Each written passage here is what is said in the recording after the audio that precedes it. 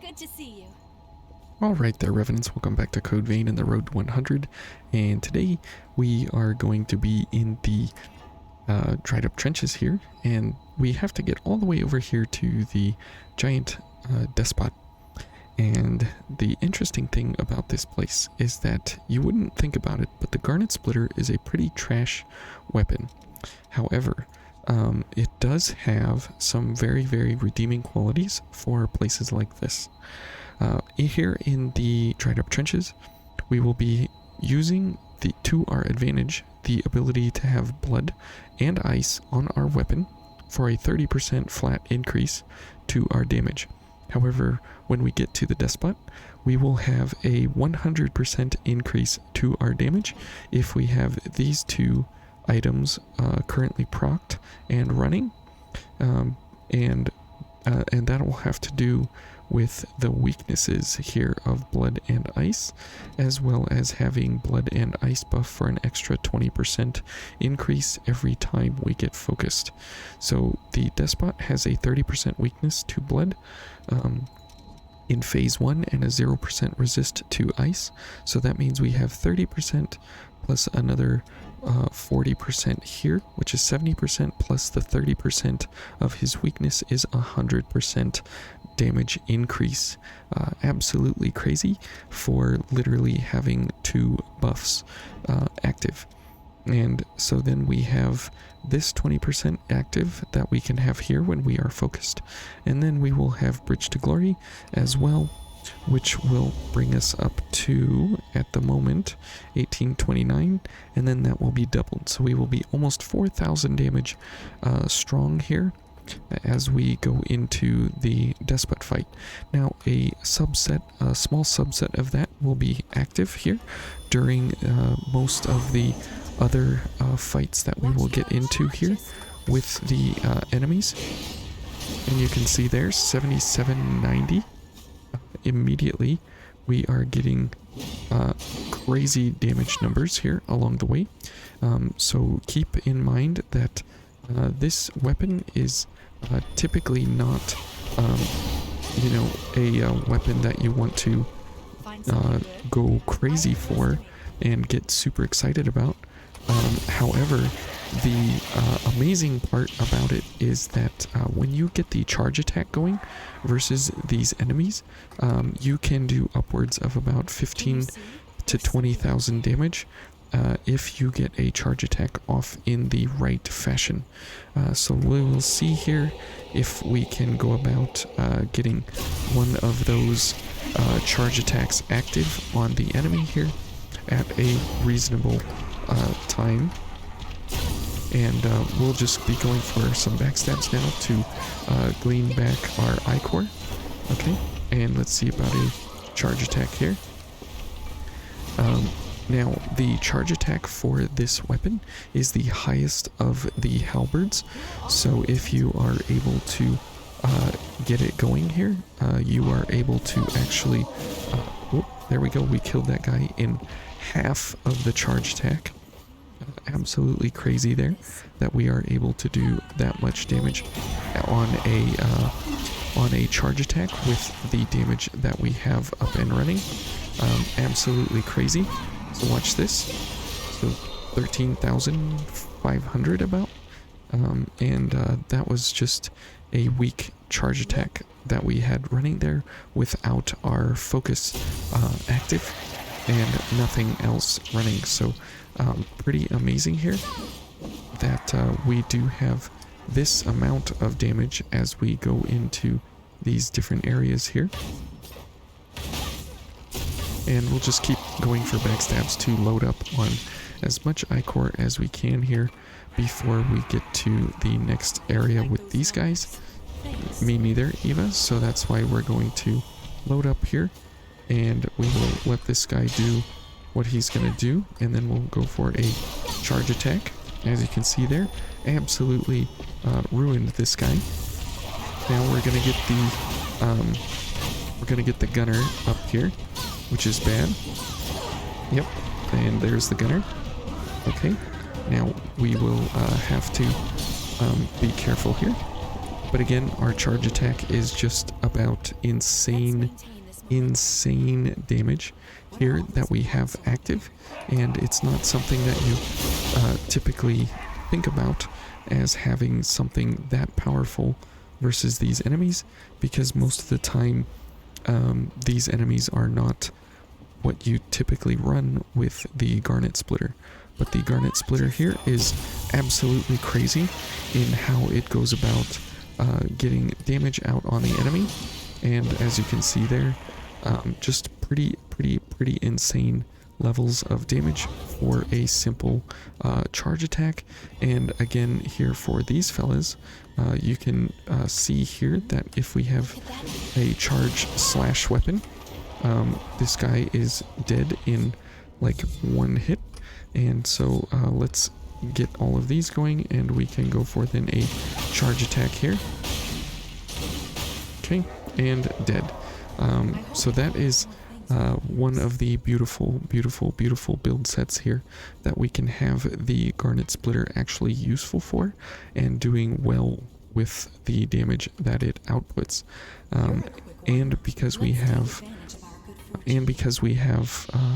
Usurper's Blade active here, we are able to get health back in very unique circumstances, but it is paired very well with our build set here because of the amount of damage that we do in an attack. We are able to get health back while at the same time absolutely wrecking the enemy. Okay, whoops. Eva just decided that that was going to be her kill. I guess that's okay. But we do have this fella here. Oops. Okay. As you can see there, up over 10,000 damage in just a few attacks. So really crazy the damage levels that you can actually go for here. And let's hopefully... Oh, Eva keeps stealing my kills, which is not cool, but that's okay. And 6,800, absolutely crazy. So we'll go for, whoops. And as you can see, these guys go down super duper easy. There is really no enemy here that can super stand up to this build set, just because of the weaknesses that this area is paired up against, and because because having a Pheon Chrome and the innate blood damage, we are always having access to the weaknesses of the enemies. There is no waiting around for buffs and everything to operate, because they are just active as they are, which is great. Okay, let's get this guy to come after us here if we can. Eva's just going to get destroyed over there. Okay, very good. Oh, Eva is glitching out there big time. I'm not sure what she's doing. Let's go for the gunner here. So for the Despot, you can already kind of see how this is going to get crazy good for the damage and the blood values that we're going to be going up against. It's going to be very beneficial, as you can tell, I'm sure. Okay, let's go for a charge attack here. And dead. We'll go for this. Oh, I didn't want to go for ice, but that's okay. Oh, Eva's dead. Okay, let's go for a charge attack here. This guy's dead. So you can see that the charge attack at 235% is absolutely bonkers crazy powerful here for the enemies that we're going up against and everything. Very strong. And for the Despot fight, we can make this even more crazy with going for Final Journey.